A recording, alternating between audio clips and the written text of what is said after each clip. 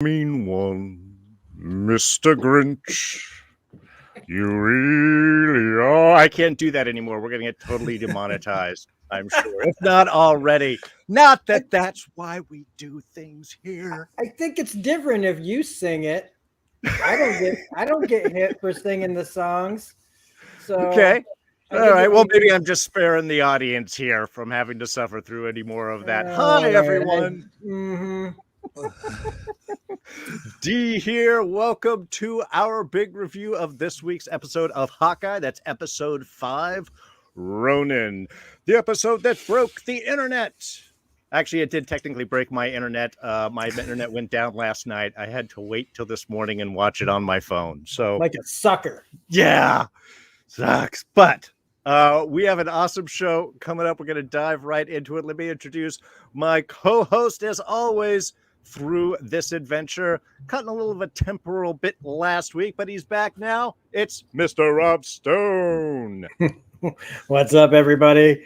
Good to be back. Yeah, we had a little bit of a problem last week, but I think Alyssa did just fine covering for me, and in Indeed. fact probably was a lot more concise, and there was one less person to go wandering off in thought. So good to be back though, and with that, let's automatically take it to the guest of the week, Mr. Marc from Enchantment of Eternity. What's going on?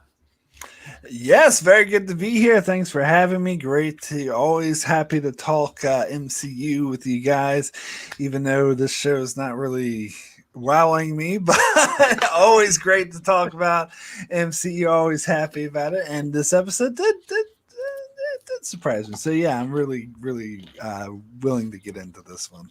Excellent, excellent. Yeah, really excited about that. Want to be sure to say hello to Wes Sager joining us live in the chat this week. How you doing, Wes? And everyone, of course, watching us later, watching us in the archive. Thank you so much. And if you enjoy this review and discussion, please be sure to hit the like button, hit the subscribe button, hit the notification buttons. There's a lot of buttons down there. Hit all of them. Hit all of the buttons right there, except the dislike. Don't hit that one. Avoid that one. It doesn't exist.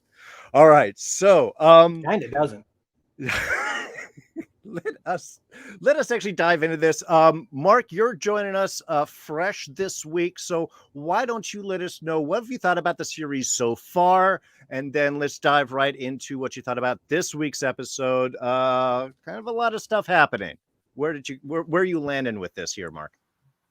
So it's fine. It's fine. like I'm enjoying this show. It's not it's not something that's like completely like wowing me. Something like, oh my god, I can't wait for the next Hawkeye. It's more like, oh, Hawkeye's on. Let's watch that. So it's interesting. I like it. I am enjoying it a lot more than the Falcon Winter Soldier. I will say that, and that was all I wanted. I wanted it to be better than Falcon and Winter Soldier, and it has met that low bar, but it hasn't exceeded it very much. It's definitely, I'm not totally blown away by it the way I was with, say, Loki or WandaVision. But yeah, I enjoy the chemistry between Hawkeye and Kate Bishop.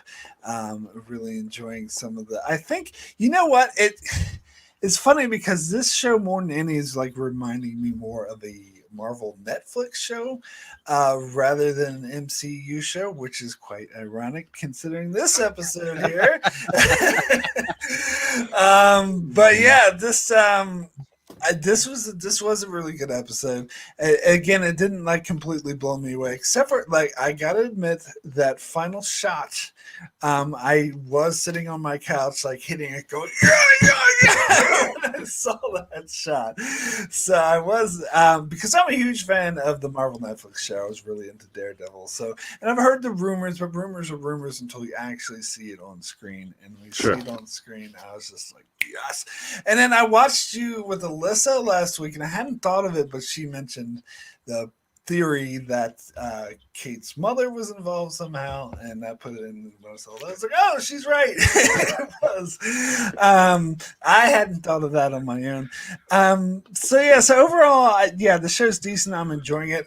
To be perfect, I mean, we'll get more into the weeds when we go, but honestly, I'm not looking forward to an Echo show. I don't think she deserves her own show, but I don't know. I mean, I like the episode where they got into her backstory. I love that they fleshed out and made it seem like it's a tragedy that she lost her father. I thought that was a really interesting direction to take it. But I don't really need to see her with her own show, but I don't know. We'll see where they go with that. And then the whole thing about Hawkeye, Clint constantly being like, oh, I'm going to get home to my family. Like, he's not going to the whole time. And I suppose that's the tragedy of it. But I guess what I enjoy most about the show is the Kate Bishop aspect and her relationship with Hawkeye. And so that was pretty interesting in this episode. And finally getting Yelena from Black Widow finally showing up. I think it took her too long. But we knew she was going to show up. And we get a bit more of her in this episode. So this was probably my favorite episode of the bunch so far. Okay, right on. Rob, what about yourself? I know we missed you last week. I don't know if there's anything big you want to jump into there, but yeah, definitely. What have you thought about this week? Because you and I think have been mostly about on the same page with this, but I'm kind of curious after this watch where you are. Well, without going into too much detail, once we get into the episode proper, I mean, this was another one where I had to watch it a second time, not just because of this, but I had to watch it a second time because there was a lot of things I didn't like about it the first time around. Well, not a lot, just enough to cause me concern going into like, this is the penultimate episode. There's a lot to cover in the last episode. But once I watched it the second time, actually more like a third time, really, I got to understand it a bit more, but I still have some character motivation and logic issues with some of the things that happened with we'll get into it, but the reveal, like what everybody's talking about, the thing that broke the internet. I mean, I was ready for it. We've been ready for it. There's a lot of things that happen in this episode that we've already been since the beginning talking about.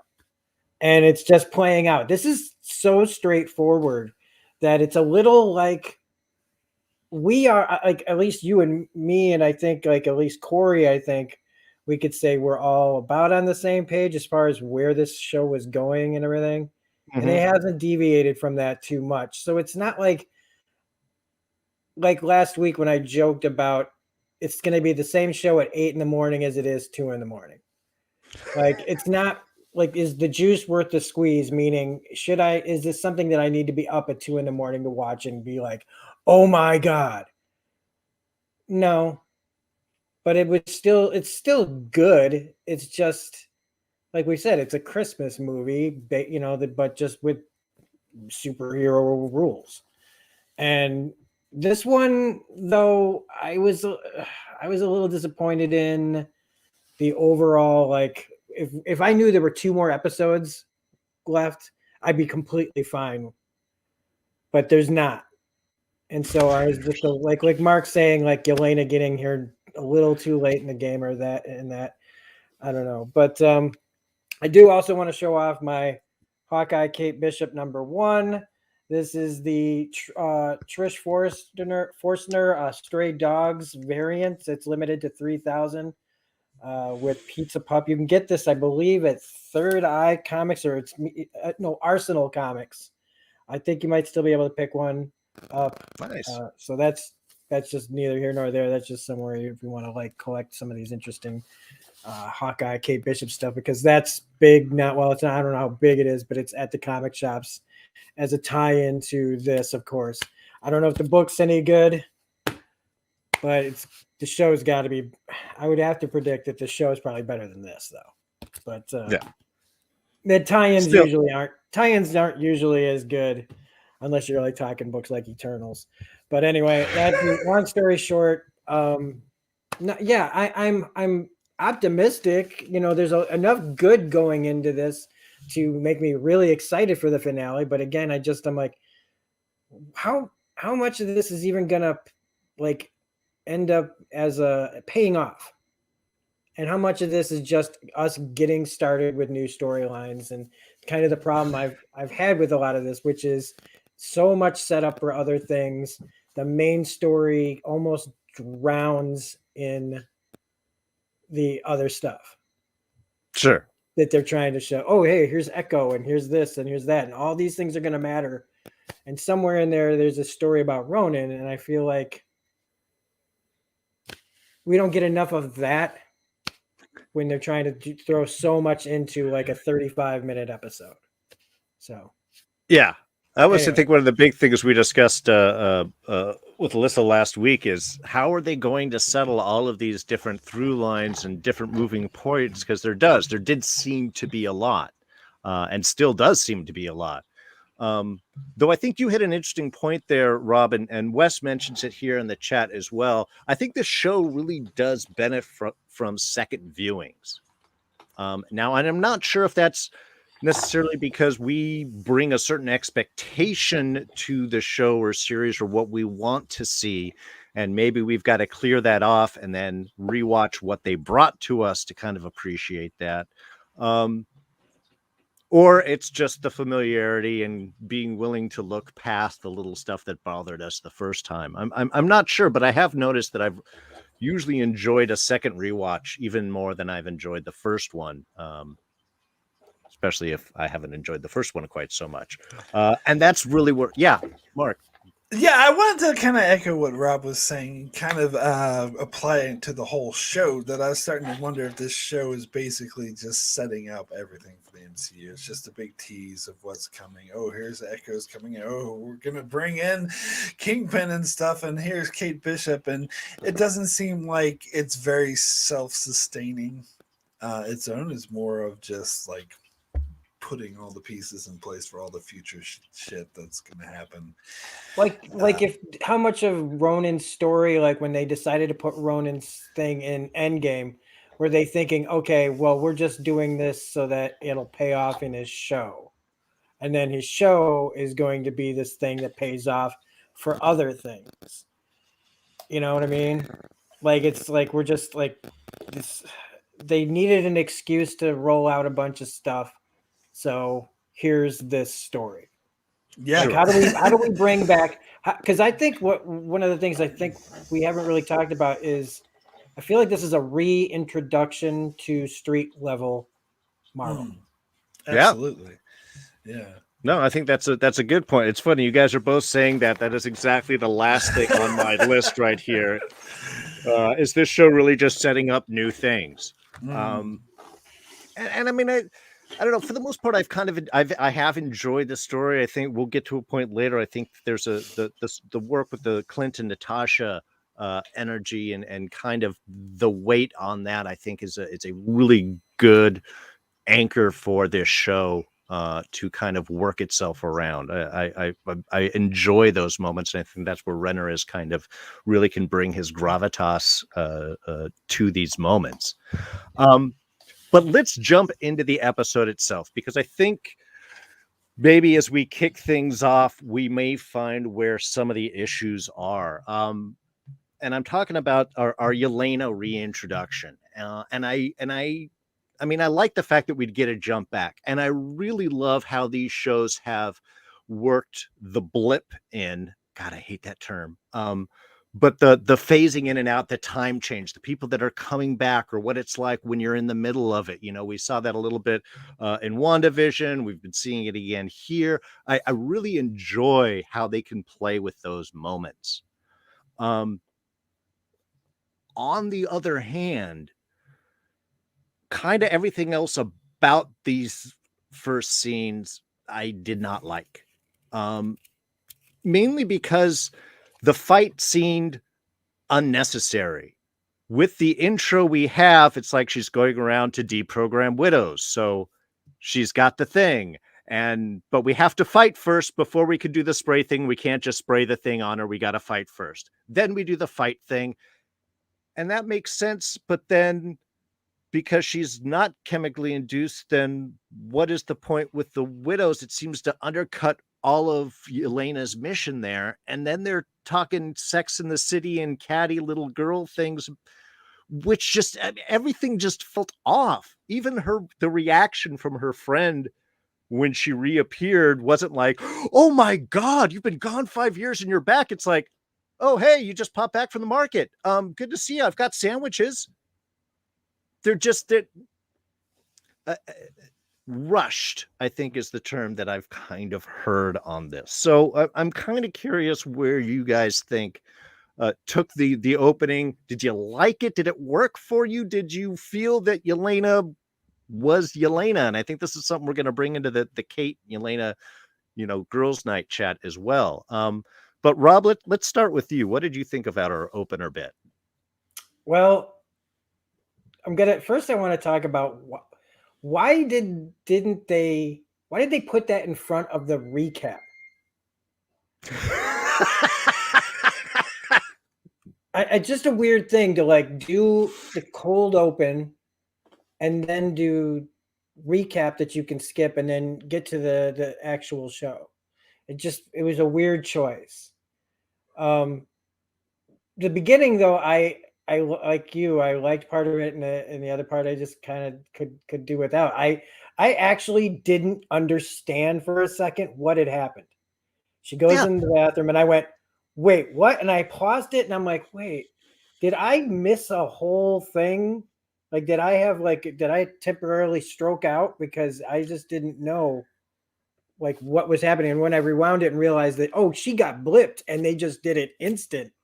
I really liked seeing how they did that and the ways that they can make that creative and revealing that we didn't know this. I thought was, after Black Widow, that post-credit scene, we just see her talking to Julia Louis-Dreyfus, getting the picture of Clint. He killed your sister, boom, boom, boom. And then we don't even think about what was her life before, like during the blip area.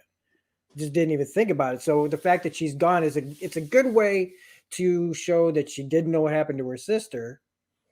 But all the other stuff, yeah, I mean, I guess it was just, remember Black Widow? Remember that movie you hated? Like, here's some red dust in your eye to, yeah, I mean, absolutely, like, her reaction to her friend showing up after all this time with a kid and everything. She should have, first off, she's a dangerous person, and you got a little kid there. You know what I mean? Like, parent mode should have kicked in a little bit. Like, honey, there's a freaking Black Widow in our, But yeah, I don't. Her reaction is how I felt like some other things were handled in this. Just was off. This was just the first thing I felt was off. But other than that, I mean, like I said, I did like her, explaining that she was blipped and everything. But there's more to say about this. I'll let Mark carry off of that. Yeah, so this intro is fine. It's fine. It didn't I do think it's interesting bringing the blip in, and since I wasn't here for earlier episodes, I will mention in the very first episode when we had that flashback to the attack on New York City, I thought when the little girl couldn't find anyone, I was like, oh, they blipped, but I wasn't thinking about like this is younger Kate and the timeline wouldn't match up, and it makes more sense. So it's interesting that they did it with Yelena. I'm glad that they sort of clarified that. Now, as for the fight scene being unnecessary, this is Marvel. Like, they gotta do unnecessary fight scenes to keep things interesting for them. That's the Marvel way. But so I wasn't really distracted or bothered by it. And it was kind of, I feel like it was kind of played for comedic effect, how the dust didn't even affect her. Like, I kind of knew that was going to happen. I kind of predicted it. I don't know why. I just had a feeling like, oh, that's not even going to be necessary. But as for her going to the bathroom and then coming back, I liked it, but I couldn't help but think about the whole scene that the WandaVision did way better. like the one with Rambo where Mm-hmm. she was in the hospital and everyone's freaking out. People were like appearing out of Yes. nowhere. Like that was a much better version. And so it was kind of by having that much better version first, it kind of deflates the scene a bit. I think it did for me anyway. And then when she asked her friend about her sister, I had a feeling that I don't know. Maybe I'm reading this wrong, but I have a feeling her reaction was oh. But she wouldn't know about Natasha's death because in the timeline, this is like it happened like right before. There's just no way news would have spread that quickly Right. of her Exactly. death. Yeah. But I don't know. Maybe I'm wrong and they weren't implying that. But I don't know. I was like, you better not say, oh, she's dead because there's no fucking way you would know that. But they didn't say that. But yeah. But anyway, so overall, yeah. So I enjoyed the scene for what it was, but it was fine. It was fine. Mm-hmm. I've Yeah, attached no weight that's a to it. really good point. That's a really good point that she didn't say what happened to her, but it's inferred, right? It's like we know, so we know she's about to know, but how does she find out? Yeah, it couldn't be from her, but it's just a quick way to so that we don't have to have another scene of how she finds out. Sure. Now, from a utilitarian standpoint, I do know the scene also establishes the moving on of Black Widows to doing contract work and working for yourself, and that's where Yelena is. So, I mean, I understand that we have that, but that only almost makes more sense for a post-blip conversation as opposed to a pre-blip conversation. Like, we freed you, and then she comes back, and now there's suddenly a family, and she's like, now I'm doing contract work. I don't know. I don't want to be. I don't want to be the person that says they should have done it like this and it would have been better. Because I don't want to be that person. I'm just saying is the way that was handled did feel a little sloppy and off character. It was like, let's just get this done. I don't know. I guess I put a higher bar with Marvel, and I know the low bar with Falcon and Winter Soldier for a lot of people's pretty low, but I'd like to aim a little bit higher. Um, but see, I think this, when I'm talking about Rush, though, and a lot of the feel that Yelena felt off, to me, that carried on even more into where she reappears with Kate when we have that cool girls' night. And again, a lot of great stuff here. Um, the back and forth was fun. And then when she gets to the reality of like, I could have killed you, she's like, yeah, you could have already been dead. She's like, yeah, before walking in the door. Oh, yeah, the door wouldn't even have closed. I mean, there's a lot of that great banter that I enjoyed, but a lot of it also felt like we're almost being overly cutesy, overly fun and bondy. I mean, I get we're working with different characters, but I also was like, Florence Pugh's going to trip over that accent. Like, I keep expecting her to just stumble completely out. There was a few times I think it was edgy. For the most part, it was fine, but um, I don't know. Mark, let's start with you. What did you think of the Kate and Yelena interaction and that whole bit? Yeah, it was. I liked it too. It was fine. But I liked some of the aspect too. But I think this is, and it's probably most noticeable in this scene. But I think this is the problem I had with how they portrayed Yelena in this episode overall. I think they went over the top with how silly and ridiculous she was. Yeah. I think in the Black Widow movie, I think they had this right sort of happy medium where it's the edgy like killer and the silly this is a nice vest or whatever, whereas here I think they took that silly aspect and cranked it up to 100, and particularly in this scene where she was just like, oh, is this good food or whatever, and I was just like, I don't know, it seemed like overall like I could feel the tension in this scene, and that did work for me and I like that, but I feel like it could have been better. I feel like if they toned down some of the silliness aspect and made it more clear that there was this undertone of raw tension, but I got the feeling from the scene that Kate wasn't in any danger. that Yelena had no intention. Like if she wanted to, she'd kill her instead, as she Sure. said. But I had the feeling like that she had no intention of doing so whatsoever, and I feel like the scene could have been better if that wasn't as clear. If there was more of an underscore of, "Hey, we're just hanging out, but if you don't give me what I want to know, I'm just going to kill you." And I felt like that was lacking from it. But I don't know. It feels like the reason why they did it that way is because they're setting her up to be a good guy. And I think they're telegraphing that too much. But I could be wrong. Maybe I'm wrong. They're not going to go that direction at all. But I'm pretty sure they are. I really have that strong feeling. And I think this scene kind of telegraphs it a little bit too much. But I did like. And plus, it didn't seem that necessary for her to visit Kate. And it seems like, I mean, she was looking for Hawkeye, sure, but it seemed like, I don't know. It seemed like it went on. There was better ways she could try to find him, and it just went on for too long. And she was talking about all this minutia stuff that didn't really have anything to do with finding Clint. The whole girls' night or whatever. But as I said, they were playing her too silly for my taste, especially in this scene, but basically throughout the entire episode. So yeah, it was fine. It was good, but it could have been better. Yeah. No, I think you hit a good point there. I think you're right. It is almost like if you had halved the length of this scene and built the tension and the quiet a little bit more, it would have been a little bit more interesting. It was definitely more of a playful edge. I'm right on with you. Rob, what about you? What did you think of this? Did it work for you or not?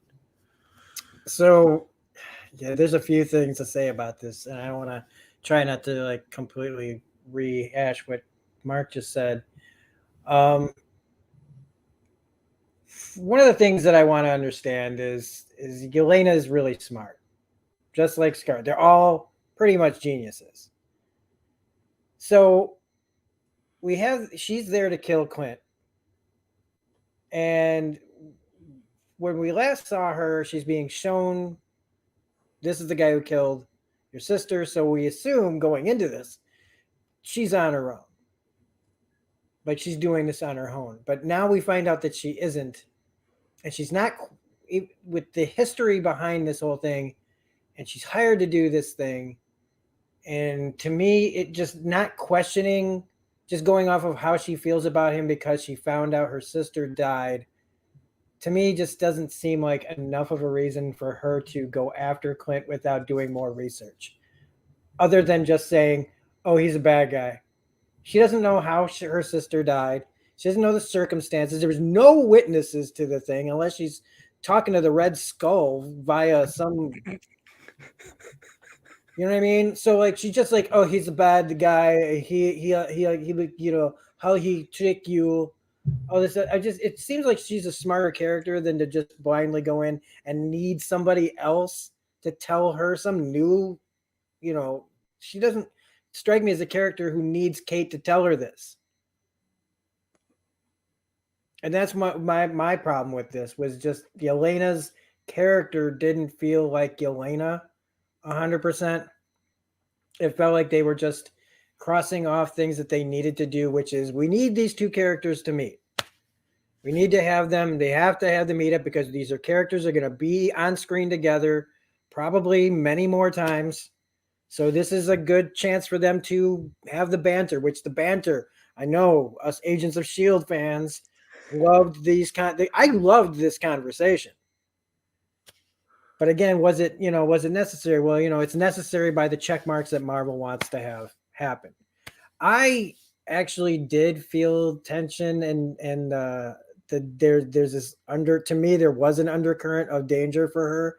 Because even though like we know nothing's going to happen, when the second time she called her Kate Bishop, I went, oh, she's using Kate Bishop as a weapon. She's using her name. And so when she calls her on it, which was something I was afraid they weren't going to do, was let her just be like, what does she do? No, that was a really smart choice. She plays her hand. She tells her straight up, no. And I'm glad that she also acknowledges to Kate, like kind of, glad you're, catching what I'm laying down. So here's what it really is. And so even though she's saying nice things and everything else, once she started using her name like that, I was like, there's actual danger here. If the writers wanted to go in that direction, if this was a different scene and these characters knew each other a long time or something, and this was the I haven't seen you in forever and I've come here to kill you scene, that could very well be this scene as well, and like something else. So I did like that. I do also think that the way they were talking about things, just I think the more she was trying to talk about tourist spots and everything, that was actually me getting more anxious about it. Was the more she's not talking about why she's there, making her comfortable, being a spy, making Kate feel good in her presence so that she'll just give up the goods. So this whole thing almost is like really a performance and not really, I'm happy to meet you. They're not. She's just gathering information and hoping that this is a thing, something will pay off from this. But she's also not going to hurt her either. And I think that some of the things that Kate says to her, even though she doesn't acknowledge them, puts a seed in her head. But she can't tell Kate that because she's a spy. You keep that stuff close to your vest. You don't suddenly say, oh, yeah, you're right. You're right. Maybe he's not. Maybe I need to look into. No, she has to play it off. So, I mean, I really dug the scene more that I watched it, but I still feel like Yelena's character is not quite here in some of her motivations and how smart she should be and how she shouldn't need a character that's just showing up telling her things she already knows or should know to look into. Okay. No, I think that's a fair thing. And you're right. There was, I mean, the chemistry they had was great. And I think that is something that Mark, you're right on. We will be seeing going forward. They are collecting their new Avengers group together, the new Black Widow and the new Hawkeye and the new Hulk down the road or something will be thing. Maybe, I don't know, but we're going to get our new group together. And I think that that's where a lot of these things are establishing. But I think that is where the show or has lost some of its focus, and something some of the Marvel series have run into is, yeah, those are great moments and individually all this stuff is great, but sometimes it feels like you're really forcing these puzzle pieces together into one group so that they all make some kind of cohesive story, at least apparently. Okay, well, let's move over to let's follow Kate. We'll backtrack a little bit.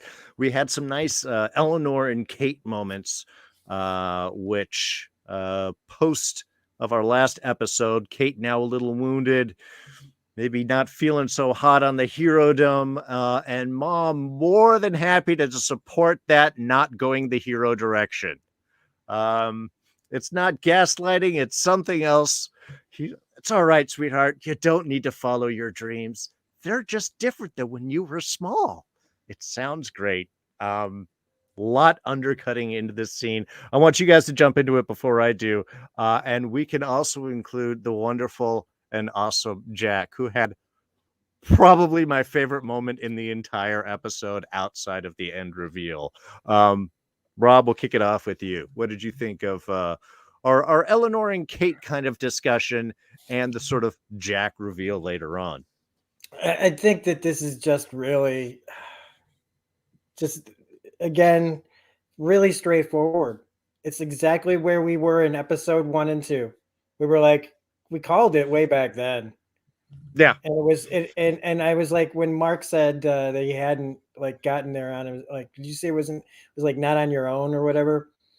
About her, it was like, man, like right from Get Jump, we were all over this. Like they were throwing so many little things down, especially with Armand saying, I don't know if my son's getting the better end of the deal here.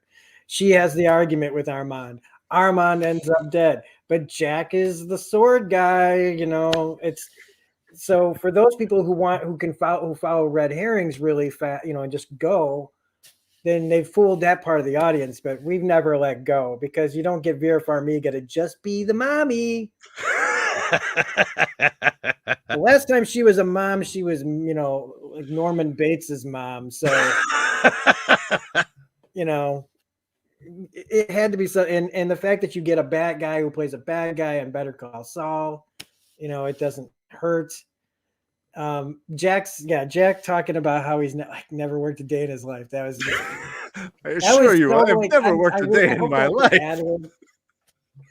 I want that to be an ad lib so bad, because it's just he's so perfect in this, and I want him, of all the characters that are in this show that aren't our main, like not Yelena, not Hawkeye, not Kate.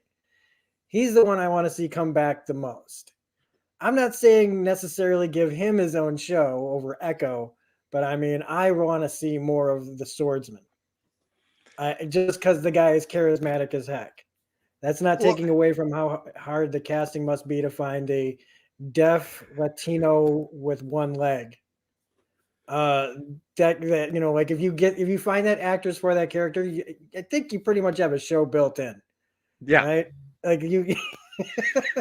But Jack was really great. Vera Farmiga, as soon as the word Sloane comes out of Kate's mouth and her eyes, we talk about eyes so much on this show. Oh yeah, she's so good. That nice subtle nothing shift else there. but the eyes. Her face barely moved, and there was just that little shift in her eyeball that went, "Oh no, I've got to do something about this that still lets my daughter believe that I am the person she thinks I am."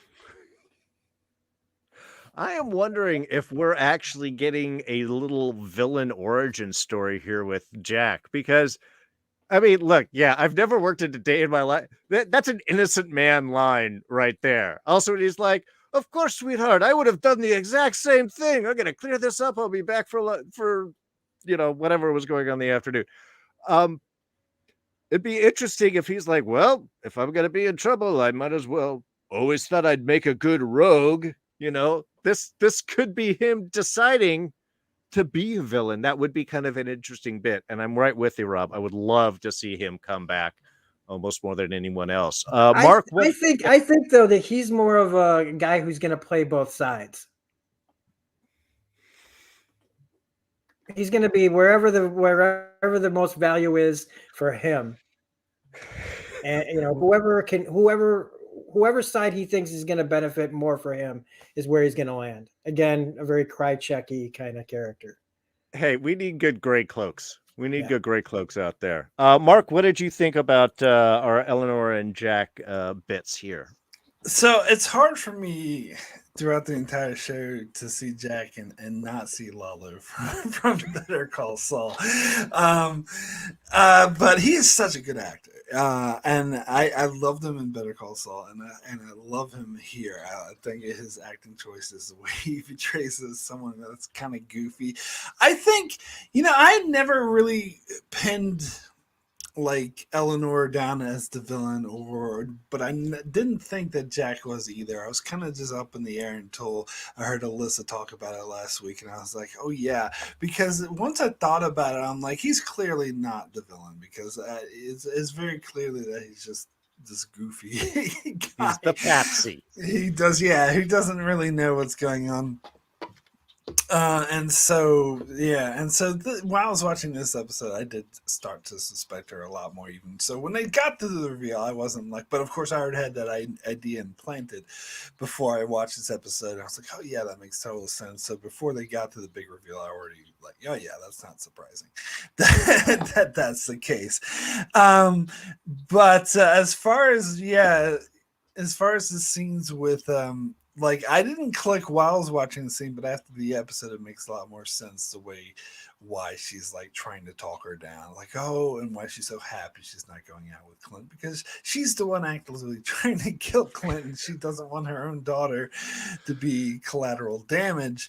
So that was great. And as far as like Jack returning. I mean, here's the thing. I wouldn't say give him his own show, but I would say I very, very, very much would prefer him have his own show than Echo. I'm sorry. I'm like way more interested in this character now. I don't know. Echo just didn't grab me. I guess we can talk about that more. I'm not really interested in her at all. But Jack, yeah, hell yeah, I'd watch him a show about, especially with the actor who's so good.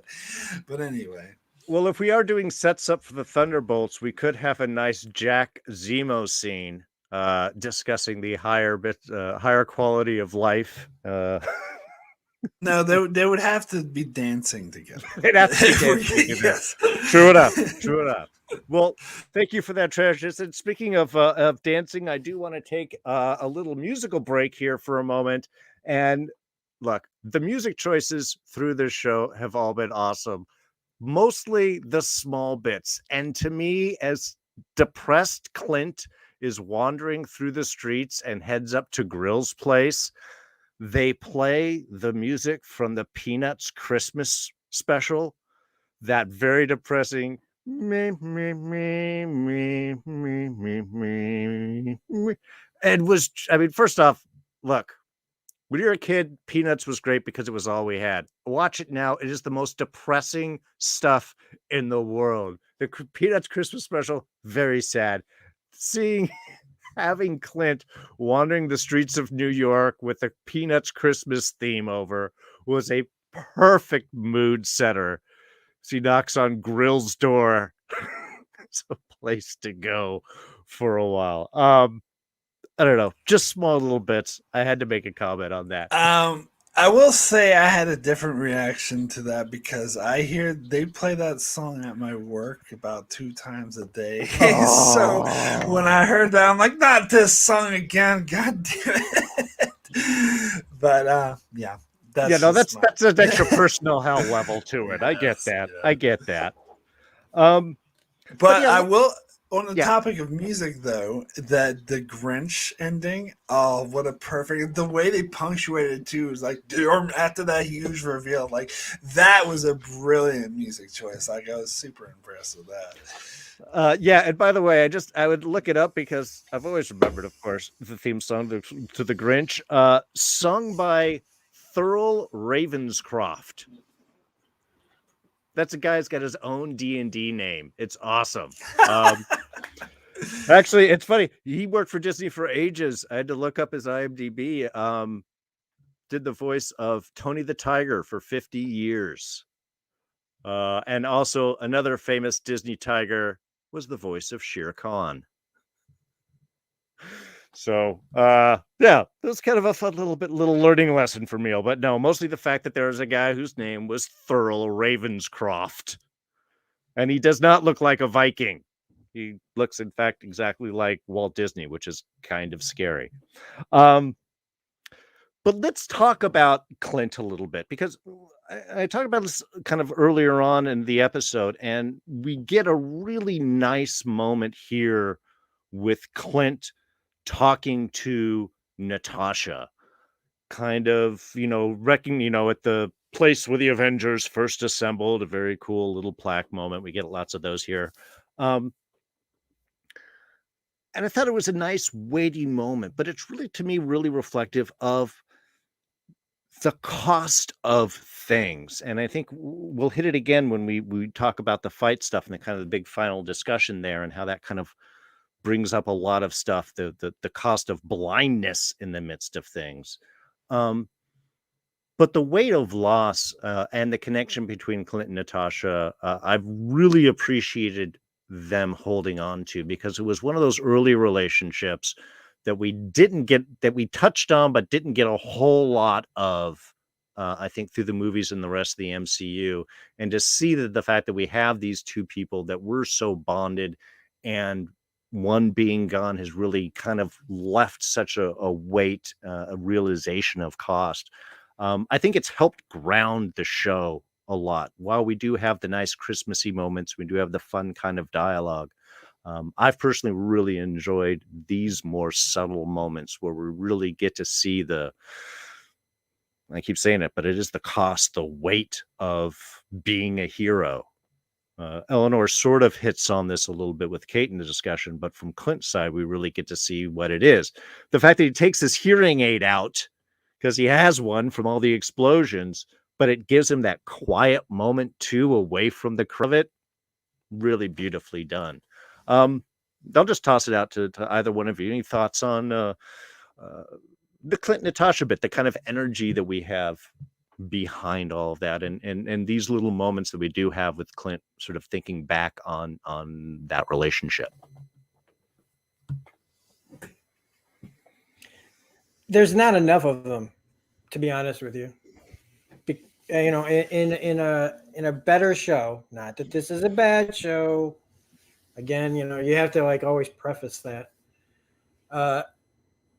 If the show was more about, you know, just Hawkeye and Kate Bishop doing a thing, and then you could have more of those moments about Natasha. You know, like it feels like it's when you finally get to those moments, for me it's hard to like, where does this fit in this episode? You know what I mean? Like why do it now? Like, you know, I mean, like, because of so many things. This doesn't take away from how good the moment is. It just doesn't feel like, I don't know. Again, it kind of goes to the whole, what is this show really about? What is this show really trying to say? You know, what is the show for, other than, you know, is it just a commercial for other things? But it doesn't take away from that. I mean, I really, really like their connection that is felt throughout all these characters.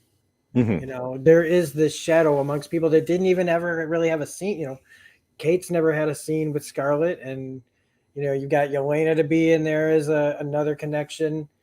I think that, you know, with his wife, there's that too. But just when I see that, like I said, it's just there's not enough of those moments. Right on. Mark, anything for you? I've been pretty happy with how they've been playing up the Natasha Clint part of the relationship in the show, and how he's still very traumatized by her death, and it still affects him greatly. I think, honestly, that that's part of the, like, they played it enough. Like, I think if they did it anymore, it might be too much. So I've been pretty satisfied with it. The one thing I say I wouldn't be satisfied, and I don't want to skip ahead too much, but it's kind of related to this, is when Kate Bishop reveals that Yelena that is Natasha's sister that's hunting after him. I was really that wasn't enough for me. I wanted more of a reaction from him, and I was kind of irritated that Kate didn't mention that. Oh, she said, oh yeah, that's Natasha's sister, but she didn't mention she thinks that you killed her, and that's why she's trying to kill you. I think that's an important piece of information, and so that whole reveal kind of disappointed me. Like, I think we should have gotten more of a reaction from Clint, and more like, so that didn't play well for me. The whole stuff with Clint sort of moving around New York City, like that worked. Like, and I think it was fine for what it was. Yeah. No, I have to agree. I did appreciate, and again, jumping forward there, that Clint knew who she was, though. Oh, Yelena, because that should have been a discussion the two of them would have had, even, you know, though at what time, because of blips and times and jumps and everything, while they were on the flight to find the orange rock. Oh, by the way, I have a sister. I'm going to go kill myself now. That would have been kind of an odd thing, you know, in some ways. Well, the Clint and Natasha both didn't blip, so they had 5 years to talk about it. Right? Sure. Yeah. Although he was off doing his Ronin shit for most of that time, but still. Yeah, so I mean, when they had the conversation, it's up, and, you know, if she knew, because there was kind of something different about sacrificing Clint having a family, Yelena or Natasha apparently not at the time, from all of us. Anyway, I won't get into all of that, but at least there was a conversation that seemed to have there. All right, well, let's get into our final last little moments there. So we have the big kind of Clint decides to put the Ronin suit back on and go face down Maya. Well, we had Kazi there for a moment, who was supposed to warn her off, and instead was like, no, I'll help you kill him, and then it's all over. And we find out maybe that's exactly why he has pushed through. Oh, sorry, I got to take a pause and moment to welcome the Kingpin himself in our chat, Don Willie from A Dawn of Ice and Fire. How you doing, Don? Looking forward to the Fandalorians returning right after Christmas before New Year's. Be very exciting. But yeah, let's get into the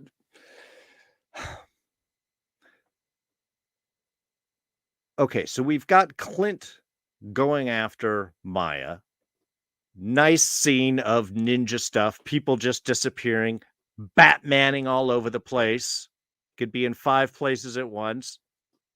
How did he do it? I don't know. Arrow stuff? Maybe. I'm fine with the mystery.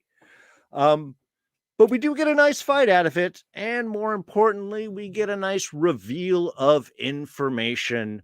Mainly that Clint is more than happy to reveal himself as Ronin. Does he feel that she already knows?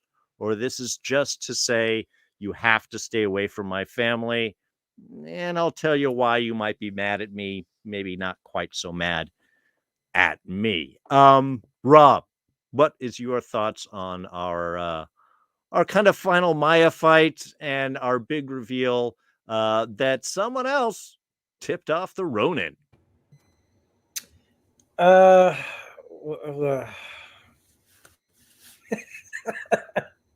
all right. I knew this had to happen. Yeah, So you guessed it a couple episodes ago. It's getting this information out. Yes, I mean, I honestly was a little disappointed that it was him wearing the costume at first. It seemed like they were making a point to not show who was in it, and then it's just him, and it's the scene that has to happen. But I just didn't expect it to be here during a fight. I thought that this was going to be a trap, that somebody else was like, oh, you know, she thinks she's got it over on him because she's supposed to be alone, and then somebody else comes in that we don't even know about. Because I mean, hey, like just it could be anybody in that suit at this point. Sure. They don't really follow any. Whatever they need to have happen happens, right? But it was fine. I did like him setting things straight. It was leading us to the very end of the episode, you know. But the whole like Batman Begins part, I think we could have gotten here a little bit faster without it. I think if it would have just been those two meeting like they were supposed to, fight, and then have the conversation. Didn't need all the Tracksuit Mafia guys. Didn't need it. Yeah. And the whole thing with her confronting her friend, him not giving a very, very convincing argument for himself. And that hasn't paid off yet. I imagine it will. But again, all of it leading towards what we find out at the end. So, like I said, if they had just trimmed this scene down a little bit, I think it would have been. But like, what would they have put in instead? I don't know. Good points. Yeah, Alyssa in the chat mentioning was waiting for Clint to say, "I'm Batman." I'm Ronin. Which would have been a necessary scene. Mark, what about you? What did you think of our Maya fight and kind of big discussion there at the end? Reveal. I kind of like all the Batman stuff of him knocking out the tracksuit guys, because it does show that it kind of shows that again, how did Clint acquire these skills of just putting on the Ronin suits all of a sudden makes him Batman? But whatever, it does make it like more intense that she thinks Maya's like, oh, I'm going to set up all my guys and we're going to entrap him. He's going to show up and we're going to get him. And instead he just easily takes him out like behind the scenes before she even notices, which I kind of like that. I think that is kind of cool. And then when he has the reveal, I start to wonder if she would think like, if she would know that he was Ronin the whole time, or if he just put on the suit and is pretending to be Ronin now. I don't know, because I kind of got the impression like she wasn't aware before he showed her that because when she had him before, I think she didn't even consider that as a possibility. But yeah, I don't know. Like I love how the conversation where he tries to tell her it was her boss who sort of leaked the information, allowed her father to be killed in the first place, how she was very rejecting of that. And then later we see that it's kind of similar to the whole thing with Yelena, that after it sets in, like at first it's total rejection, but then it sets in, the more to think about it, it's like, maybe he did set my father up to die. So I did like that. That was cool, and I think that worked. And as I said, this is a Marvel show. You got a guy have cool fight scenes, and this filled the quota. So yeah, it was decent. Well, yeah, and you got the cool fight scene. Yeah, Don's mentioning Clint should have those skills and is an agent of S.H.I.E.L.D. and an Avenger. And yeah, I mean, he was the quiet behind the scenes guy. Well, here's the thing. Like, yes, he's an agent of S.H.I.E.L.D. and Avenger, but he's being like Batman, like a stealthy ninja when no one even knows where he's coming to go. Boom, boom, take out like 10 guys all by himself. Like, I don't recall him doing anything like that as Hawkeye, but whatever. The plot requires it. It shows different things. But to me, and again, you're right. We had a great fight scene. We had some fun little bits. I love the use of her prosthetic as a shield, in the sense because it can block the sword and stuff like this, and it's not going to be injured. So there was some nice use of that, which I appreciated. But once it ends and we have his kind of reveal and discussion, he brought up a point before about him being a weapon and him revealing to her, we are the same. We're both weapons, blinded by rage and thus easily manipulated by others. And that is such a perfect recurring theme for Maya, for Yelena, for even Clint for a time when he was Ronin, was able to do this stuff. Kazi does seem to be the one that has given Ronin the information that betrayed Maya's father. My question is, did he keep Maya out of it because he's got a thing for Maya and is hoping eventually to kind of be there? Or was that under orders from the boss? Was Ronin getting too close and the boss said, we'll toss him some meat to kind of get him off of some things. Maybe this guy's been around. Who knows what Maya's dad was doing? Was he always loyal? Was he working something on the side? Was he just, his time was up and he was a sacrifice? Because we've got to have some further motivation for Maya for her Echo journey that we're going to have forward. So I don't know. I'm kind of curious where this is, but I love this concept, this idea of rage blinding us, of them being weapons, Maya, Clint, Yelena, all manipulated by others in order, to work from the shadows in order to get things done that they want, which is a perfect final allusion to, of course, our big reveal. And that, of course, is that Yelena was hired by none other than Kate's mom to take out Clint. And Kate, so Yelena seems to be the muscle, the security for the big boss, which we get in our final shot reveal being the magnificent Vincent D'Onofrio as Kingpin.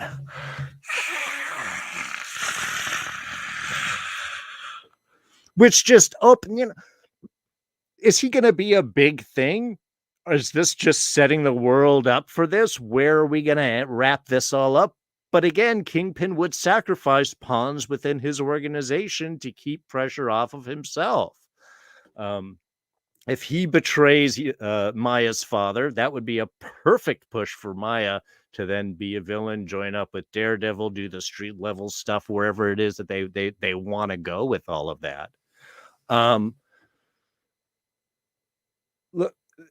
Look, Kingpin's a great character. Vincent D'Onofrio was awesome. But the fact that this opens up so many possibilities of returning characters, reinterpreted characters, soft-booted characters. I don't know. How excited were you guys? And what is it that you think that this is leading for not only this show, but maybe even the larger MCU, since we seem to be setting up a lot of pieces here? One thing I want to say real quick is that they are going to reveal that it's not really Wilson Fisk. It's just some guy dressed up. His name is Jason Boner. And they're just pretending that he's a kingpin. No implications. No other Marvel Netflix characters. It's just a no. It's a cardboard cutout of yes. Let's see. Alyssa's asking, wonder if this is going to be the same Kingpin from Netflix or an alternate universe Kingpin with a different history. Yes to both. They're probably not going. It's soft. They're not. I think they're probably just not going to acknowledge the stuff. Make it be okay if existed or not. But basically, I think it would be a soft reboot. Yeah, well, what I'm hoping for is that they'll do is that the 3 seasons of Daredevil will exist, and if anyone wants to go and they can watch that, and that will be the backstory, and it will line up with what they do with these characters in the future, but you don't need to know it. Like, it will be like they're not going to reference it. You're not going to have to know any of the previous stuff, but the characters are just going to go forward from where they left off at the show, and that's what I would like to see. And yes, the reason why Vincent D'Onofrio is amazing as Kingpin. If they recast Kingpin, it would have pissed me the fuck off. You don't need to do that.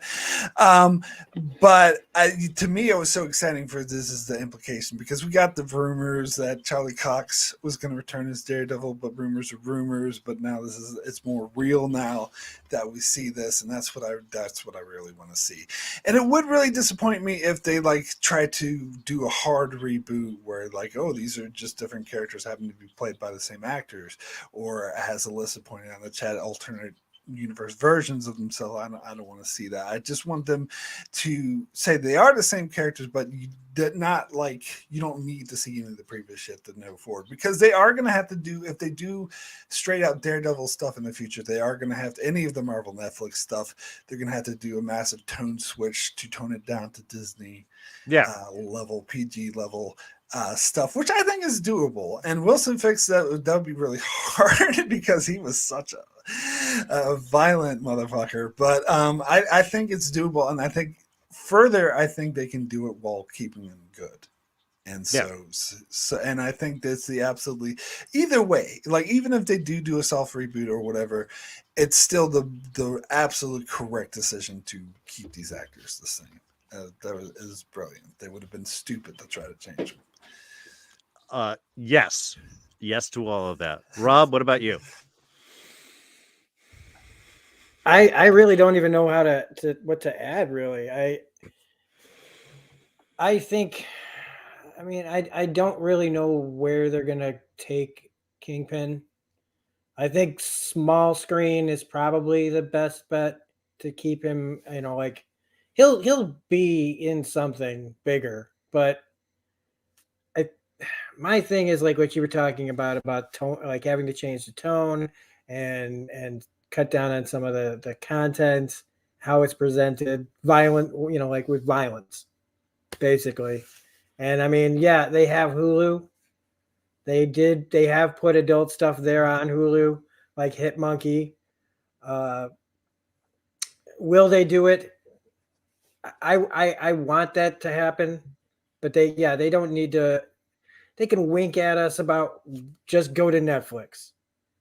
Just go to Netflix and get the backstory. This is their opportunity to skip an origin story for Daredevil and everything, because it's all right there, and they've got somebody else paying for it. You can just go over there quickly, and I think that's what they'll do. And because they haven't announced Daredevil, as a show or anything like that. We don't know what context we'll even get Charlie Cox in. Kevin Feige says Charlie Cox is Daredevil. Great. In what capacity? Have no freaking idea. And with everything that they pre-roll out on us and then roll back on or cancel or whatever, and all of a sudden Daredevil could show up. out of nowhere, because it's like, well, now that we've made the announcements, now we can really do it. So, we'll see. And it also comes down to like some of the marketing and all that stuff, like show like Hit Monkey. I knew about it, but it just kind of appeared out of nowhere. And yeah, there's no marketing for that. so I don't know what they're going to do with it. I'm really excited for it. I don't think we'll really see Kingpin in the finale. I think we will see him, but it'll be either post-credit scene or right at the very end. Like, just another thing to tease us and wet our whistles and all that.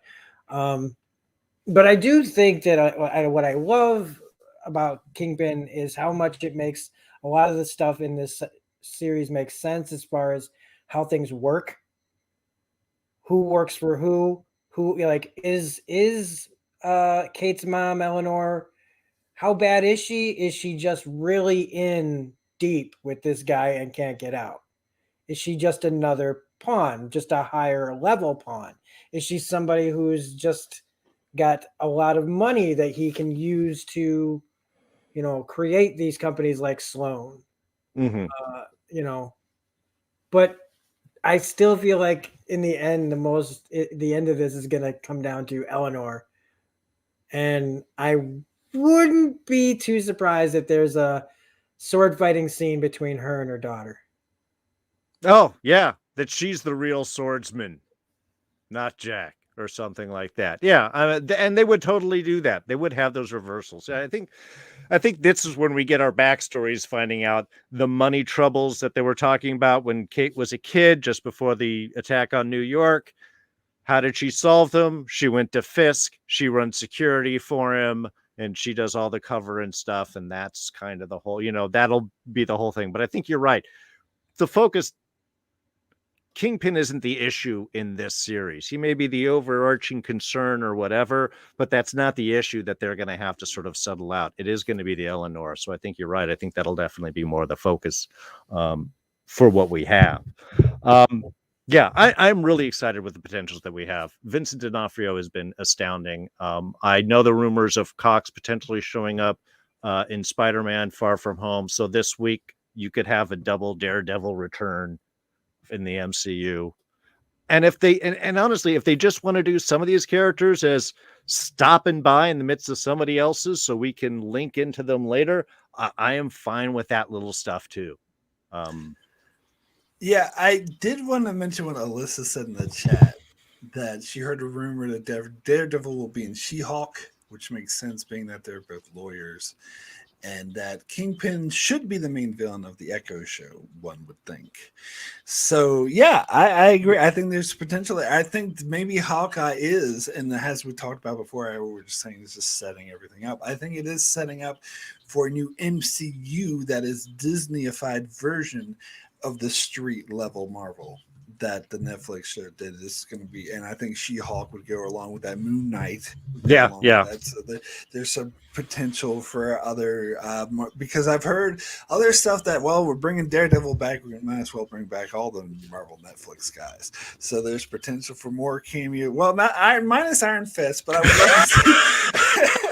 But I would love to see Jessica Jones and Luke Cage like that. That's something I would really like to see. But anyway, that's future. But I think they're setting the stage for all that to happen in these kind of shows. And I definitely think, yeah, the Moon Knight and She-Hulk, definitely Daredevil potential show up there. Yeah. I'm a bit iffy on the Far From No Way Home thing, but we'll see. Yeah, again, rumors or whatever.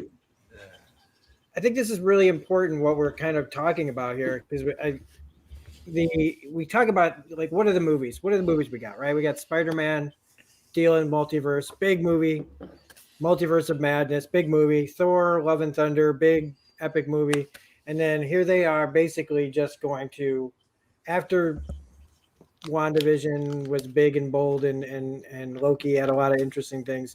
I think Disney is going to focus on the street level stuff if we really think about what's coming up. She-Hulk, definitely ground level. Moon Knight, definitely ground level. Echo, ground level. Like it's all pointing towards there. going to turn Disney Plus basically into the street level, other than the things that they are going to have, like Miss Marvel. Miss Marvel, street level. She's a kid. It is very true. I think they're going to start scaling back. There's not going to be a WandaVision season 2. There is going to be a Loki season 2, but it feels like maybe they're shrinking the scope of the Disney Plus shows and expanding out for the movies. Like all the little things that we're seeing in here will pay off in the movies. And basically they're creating their own Netflix for moving the Marvel Netflix shows over to Disney Plus, just starting from a different point. Yeah, it's the smartest thing for them to do. Yeah, and I think if they did do a Daredevil show on Disney Plus, it wouldn't be Daredevil season 4. It would just be they would start from scratch, but I would hope they wouldn't like reboot the characters. Like the other stuff could still exist as backstory, but they would start their own thing. Sure. Well, there's also other rumors where they can use Echo almost as a Daredevil season 4 if they want to bring that character in and have them going after Fisk together in some ways, which would be great because then we would have Boomerang coming back potentially, which to me, I love. It has been said that Marvel has a villain problem. They've killed off a lot of their villains. A lot of the other ones were aside.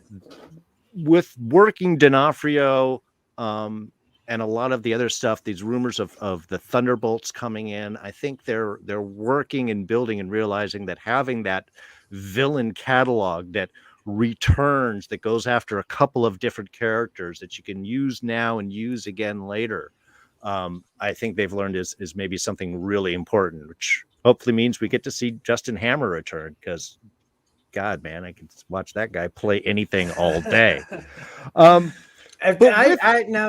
would say if we're going to bring Sam Rockwell back, we should give him something else, man. Give him somebody else. If we're going to bring him back, don't make him be Justin Hammer.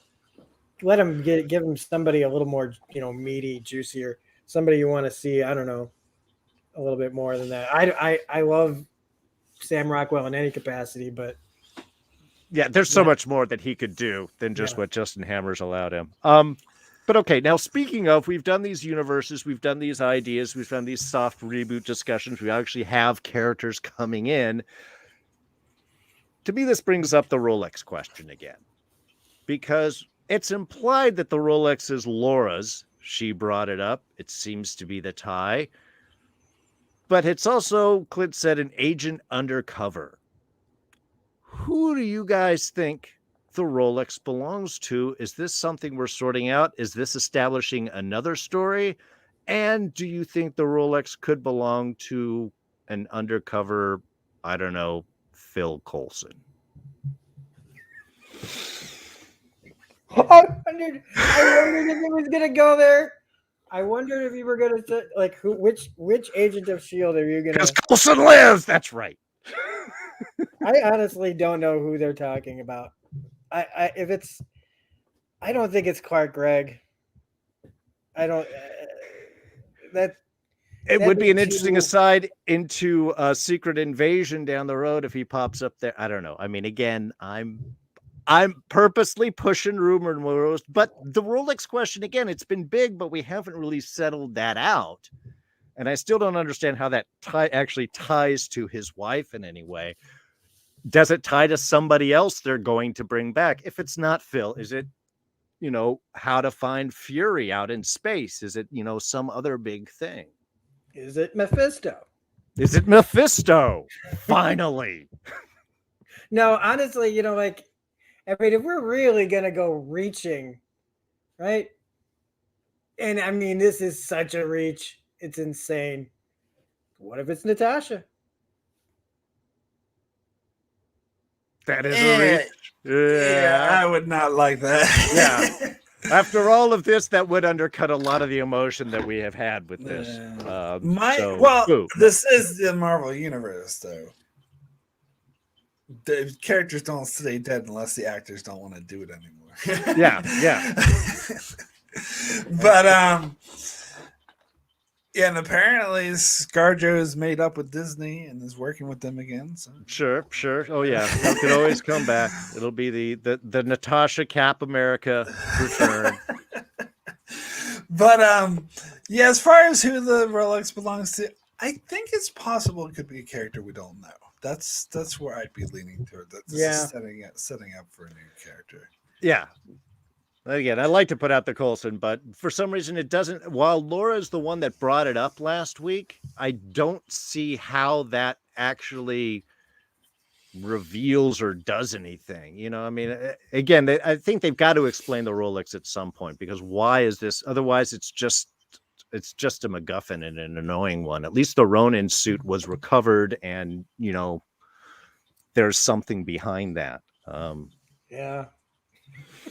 It's gonna be Anyway. wild. Yeah, like again, they got us chasing our tails over something that could just be nothing. Yeah. Could just literally be Well, like just like the whole astrophysicist thing in WandaVision. But oh yeah, the big person, and it's nobody. We don't even meet that person, I don't think. They're already dead. The one thing I was gonna ask about is Julia Louis-Dreyfus, her character is Valentina, is that her name? Does she work for Fisk, or was she hired by Fisk to hire Yelena? Is she yeah, Fisk reached out to her, would be my guess. Is that I think Eleanor called Fisk reached out to Val, and Val got, I mean, it is possible that Mrs. Bishop reached out personally. She is security. Maybe she knows Val from something, but this feels like an up the chain. Yeah, so Val could be like the assassin's agent or whatever. So they want to get hired. They reach out to her to hire the black. Yeah. Or she calls Fisk, and Fisk says, call this person. So she did call Val, but that's how she got the number. Maybe, that's what it feels like to me. There's so many things. Like, is Val the Marvel Amanda Waller? Yeah, I think kind of is. Yeah. I mean, there's a lot of feel like you could be setting up villains. And again, if Jack gets recruited out of this. Well, that's my other question, is if we're going to see Val next episode. If we're going to get another Valentina cameo. I would probably say so. Yeah. I would be disappointed. Her and Fisk in the same room.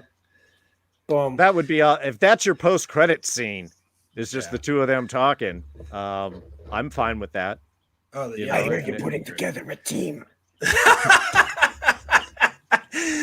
But I will. The one thing I did want to mention is because we did our Expanse discussion last weekend with Darren. I remember off the air I was talking to him, and it was before this episode aired, of course. And I was like, if they don't reveal Wilson Fisk as Kingpin in this episode, I'm gonna be pissed. Like they better reveal it. So I knew it was coming, but it was still like blew me away, even though like I knew it was coming and I wanted it to come. And actually seeing it on screen, I was like, yes, goddammit. I'm hoping that this means that now we're going to see a giant Wilson Fisk Funko Pop. Oh. Yeah. All right. Well, I think on that point, it's the perfect point to end things and wrap things up. Thank you guys so much for joining me on this. We've got one episode left, everyone. It is next week. Rob, of course, will be returning for that. And Corey, who joined us for episode 1, will be coming back to wrap up the series as well.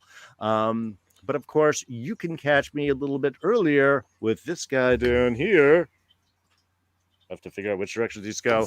This Saturday, as we dive into episode 2 of season 6 of The Expanse over on Enchantment of Eternity. So with that lead in, Marc, what else are you doing? So yes, my channel's Enchantment of Eternity. I'm just, at the moment, of course, covering The Expanse.